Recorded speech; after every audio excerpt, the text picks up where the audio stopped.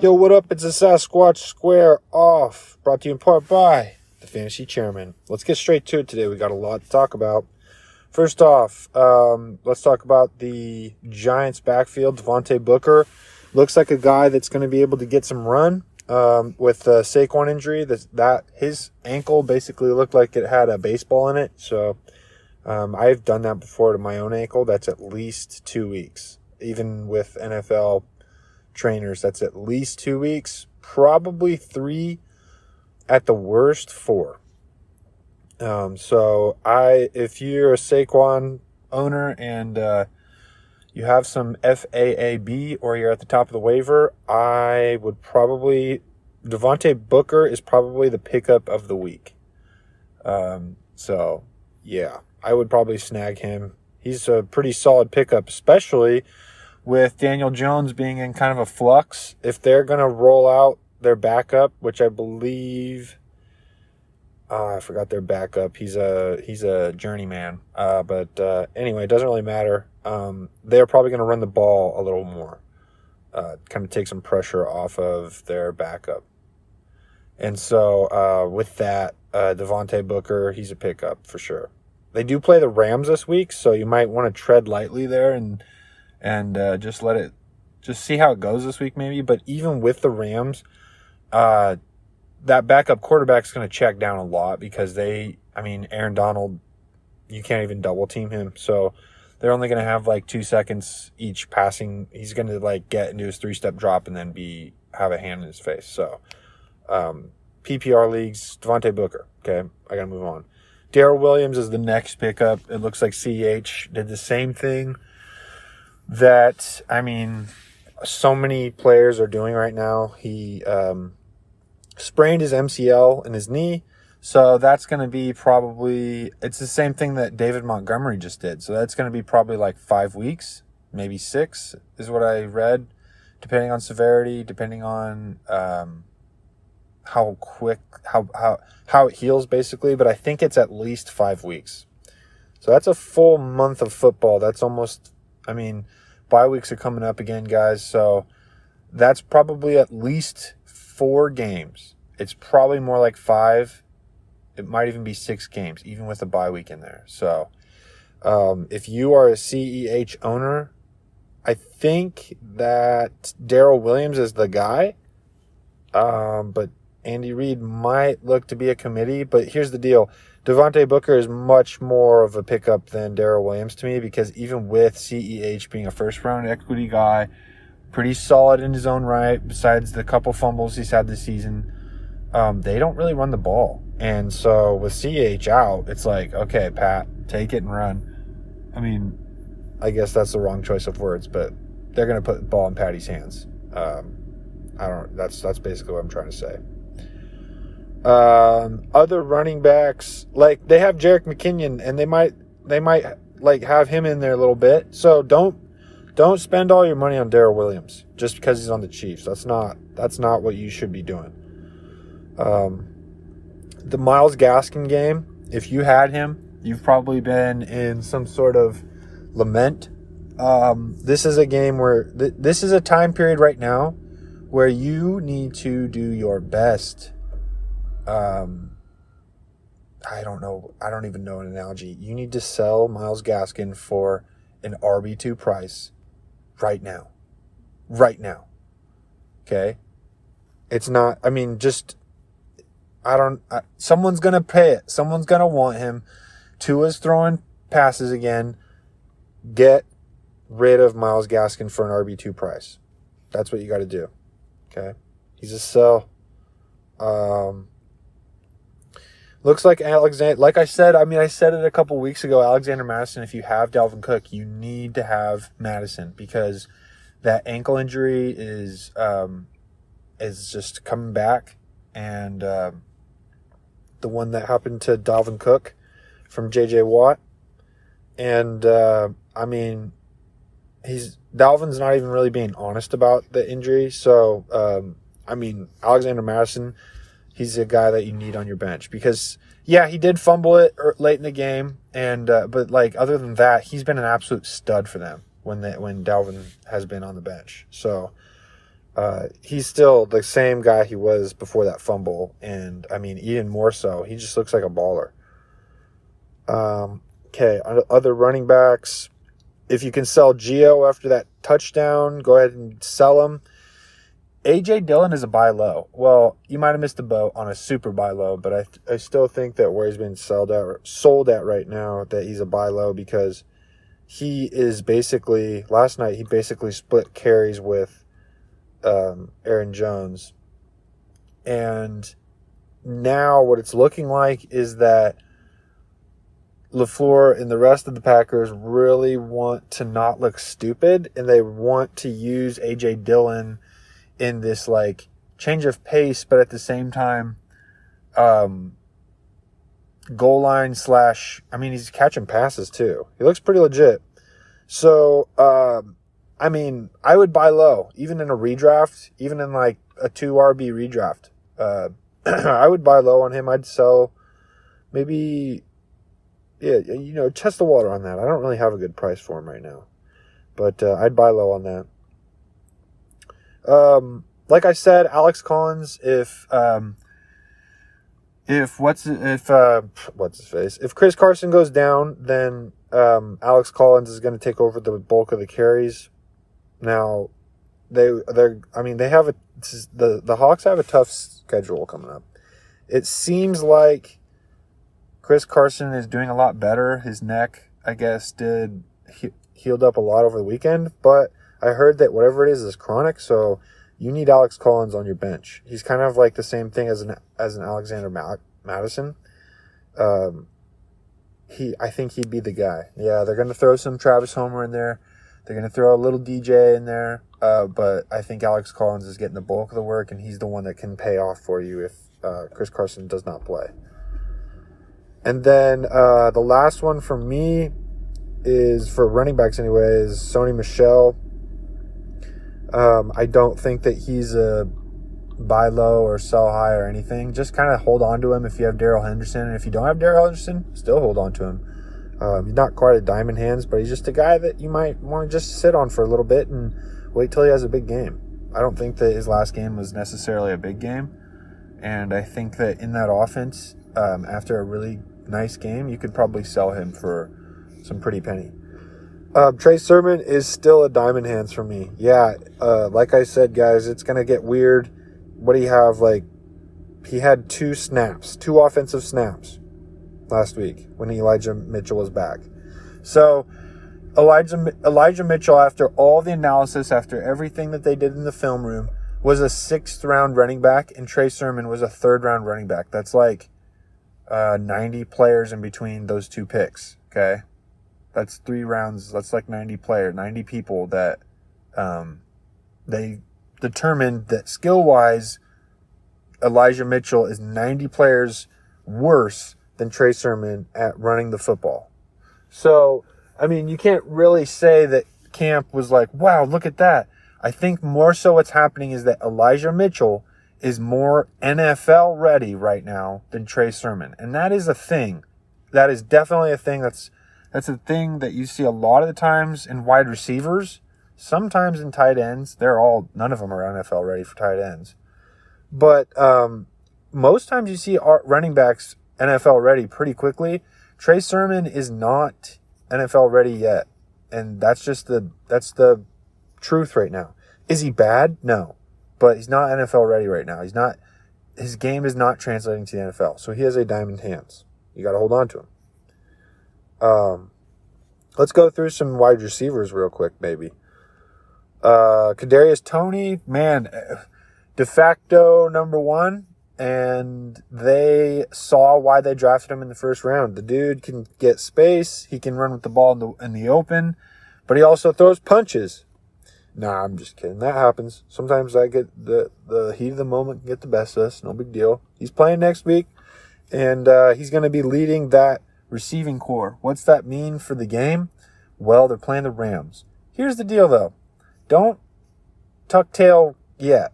Jalen doesn't shadow receivers anymore, okay? He's doing a Richard Sherman role. He's basically just sitting, I think, on the stage right of the defense. So it would be like if you were on offense, and you were like the quarterback pointed towards the defense. I think he stays on that right side. Don't quote me, because he does move a little bit. I've seen him on slots, but I wouldn't just immediately be like, oh, they're playing the Rams, sit him. Because, like I said, he's not going to follow Kadarius Toney around. He's not going to, like, follow him everywhere. There will be times where Kadarius is open, and they're going to get him the ball. He is now, he went for, like, 10 catches, 189 last week. So that's a legit coming out party. He is legit. He is good. He's a first-round guy, and they figured out why. So I'm starting him this week in a dynasty. And I don't know, give him a shot if you want. But they saw why they drafted him in the first round. I think Amon-Ra St. Brown is, again, a de facto guy right now. Everyone is going down in Detroit. But Jared Goff, for some reason, is not getting the ball to Hawkinson as much as we all thought. Maybe it's because of the game flow. They don't want to force that.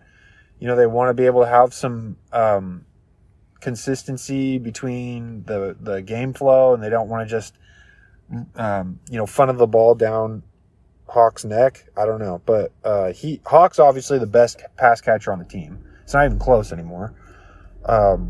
If Daryl Williams was that like his best play, then it would be close. It'd be kind of close. It would be close. In fact, Tyrell would probably win that. But he's gone. He might be done.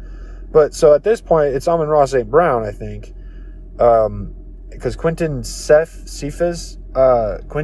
Cephas, he broke his collarbone. So it's St. Brown. He's in the lineup. He's in the game plan. Like right now, when they're practicing right now. He's scripted right now. So give him a look, pick him up if you can. The owner that had him on the bench, that was stashing him, probably won't sell him for too little. But right now is the buy low. When I say, oh, you missed the boat, you have not missed the boat yet. You can go and get him right now because he's not established. He's just had some flashy plays. Now, Emmanuel Sanders, you did miss the boat on. But here's the deal with this. If he's on my team right now, I'm selling him. I'm still selling Emmanuel Sanders. Here's the deal. Here's why. They are literally running and gunning that ball, okay? They look great doing it, and that's their offense, okay? Cool. But eventually, if you see the plays where that's happening, it's basically Josh Allen hitting him. He's making like 20, 25, 30-yard throws. Okay, he's making deep passes. So his eyes are downfield, which is awesome. But at the same time, eventually people are going to play two safeties high, two up at like 15 or 20 yards, and then they're going to make the Bills start nickel and diming and running the ball. Because like it's like Tyreek last year. Eventually, you can't get beat by Tyreek just like going off for 200 yards. Eventually, you have to be able to stop the deep range passes, and that's what's going to start happening to the Bills. They're going to start getting that look. So here's what's going to happen. These deep ball passes, they're going to fade a little bit, and it's going to be a Diggs show, and it's going to be a Zach Moss starting to really get going. So in my mind, I really want Zach Moss and Diggs right now if I don't already have him. And Diggs is going to be tough to get, but right now, man, if you can get Diggs right now, he is the cheapest you are going to get him. And if you can get him, he might win you a championship. So I'm going out and trying to get Diggs right now. I'm selling Sanders. I'm buying Dawson Knox even still. I don't even know what Dawson Knox is, but he is playing amazing right now. And he is another guy that is in the game plan, in the script, week to week now. Okay. It looks like this is very similar. Jameis Winston is only looking downfield. He's not even looking short range. He's not even nickel and diming. Like after LASIK surgery, he's just like, oh my God, go deep, baby. He can like see clearly now. So the thing is Marquez Callaway and it's Deontay or Dante Harris. they're really fast. And like I said, Jameis has no problem throwing that deep ball. So, man, if you can pick up Marquez, they're on bye this week, okay? The Saints are on bye this week. So what I would do as a Saints owner of any of those players, if I have them, hey, stash them, okay? But if I don't have them right now, I'm looking to buy. Yes, I know MT is going to be back after this bye week. Yes, I know. But that does not mean that Jameis is going to stop looking downfield. And Michael Thomas is not a downfield guy. So just this week, just sneak your way into Marquez Callaway and put him on your team, man. It shouldn't be that much. It should be relatively low, especially since they're on bye. Okay? Cool. Yeah, Tim Patrick, he is legit, man. He's good. If you can get him on your team, get him on your team. If you can pay a low-end wide receiver price for Tim Patrick to be on your team, then put him on your team. Because yes, I know Jerry Jeudy's coming back. And I know that he's starting to look good. But, Teddy, they like him. So even with Jerry Jeudy back, I still see him getting 5 or 6 looks a game.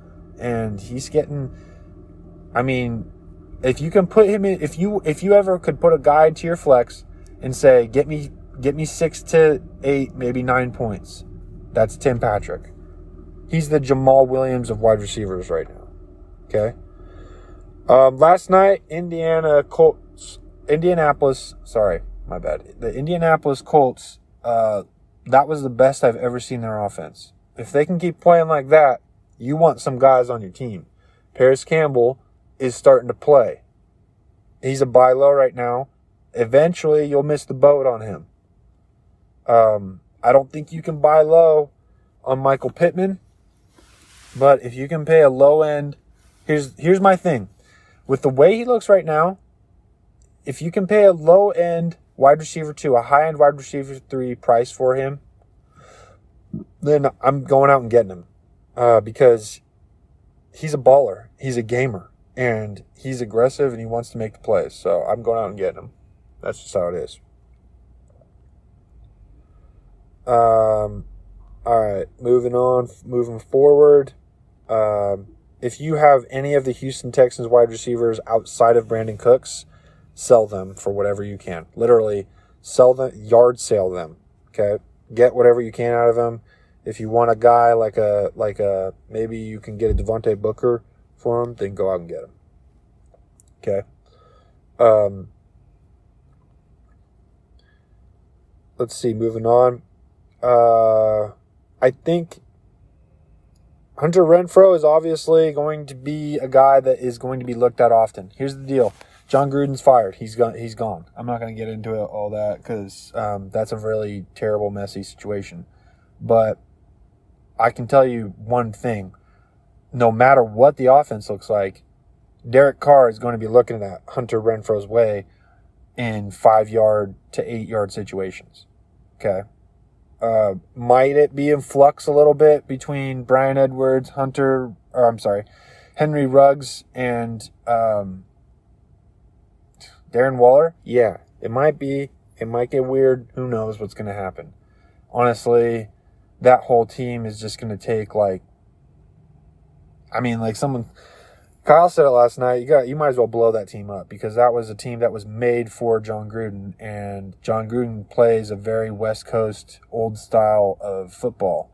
It works, but at the same time, you can't just go out there and switch it up with that group of players. So you're paying Kenyon Drake $8 million a year, and at the time when you're like, oh yeah, that works great for John, I don't understand any other coach that's going to use Kenyon Drake that amount of money. So what I'm saying is Hunter Renfro, go out and get him. People are scared right now. They're like, I don't want anything to do with the Raiders. Go out and get Hunter Renfro. You're not going to get Darren Waller, but go out and maybe test the water on Henry Ruggs. He's still, what do you get drafted at, like 8 overall, 5th overall? Yeah, that's a lot of equity. They're still going to throw him the ball. Now, things might get weird, but especially with the assistant coach taking over, he's not going to remake the wheel. So, go out and get him. Okay? All right.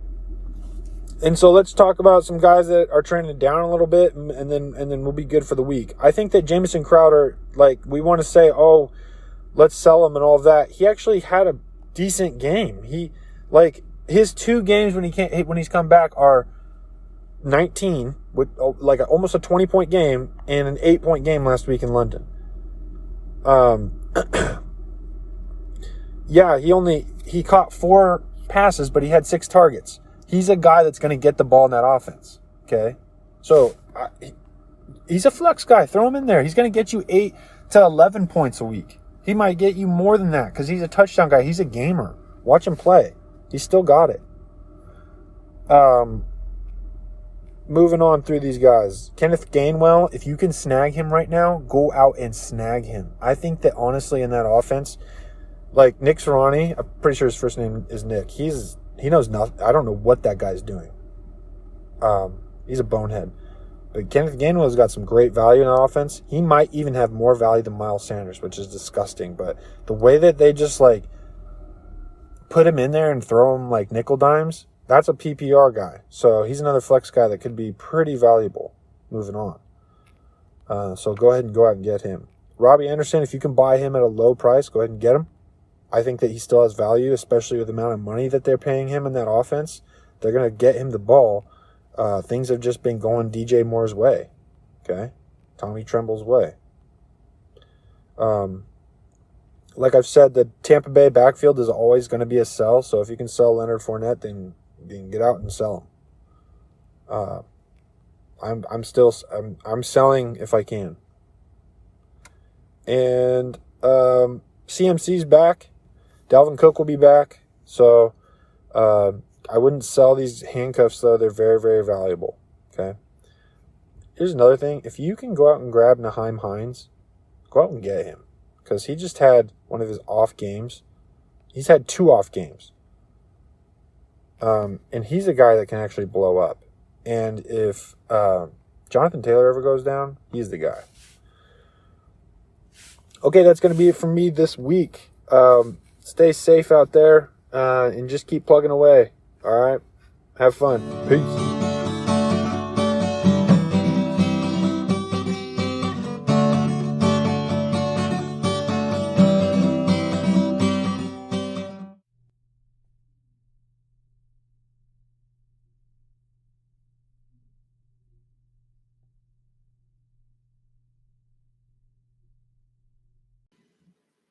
Hey, Alex. What? So when you're on a boat and you're on like a rocky ocean, and you're drifting out to sea, what's the best way to keep your boat like sturdy and just staying still? Oars? No, not even close. You throw out your anchor. Oh, your anchor. Oh, yep, okay. You throw out your anchor. You know what I like to do to keep my podcast steady and just sturdy while everything else seems to be rocky and wavy around me? Not oars, right? Not oars. It's Anchor again. Oh, okay. That's right. Anchor.fm. Let me explain. This app is free, completely free to host your podcast on. Like 100% free? 100% free. And you get unlimited storage for all your episodes. Unlimited? Unlimited. Unlimited. As Russell Wilson would say. Yes. That's right. It's also got creation tools that allow you to record and edit your podcast right from your phone or your computer. Well, I'm all about that. I know. And it also distributes your podcast for you, so it can be heard on the likes of Apple Podcasts, Spotify, Google Podcasts, all of them. What's not to like? It's great. You can even make money from your podcast, Alex. And we're all about that. And you don't need minimum listenership. So, that's good. That's a real good thing. It's everything you need to make a podcast all in one place. You need to download the free Anchor app today or go to anchor.fm to get started. I'm getting right on it right now. Keep your boat and your podcast sturdy.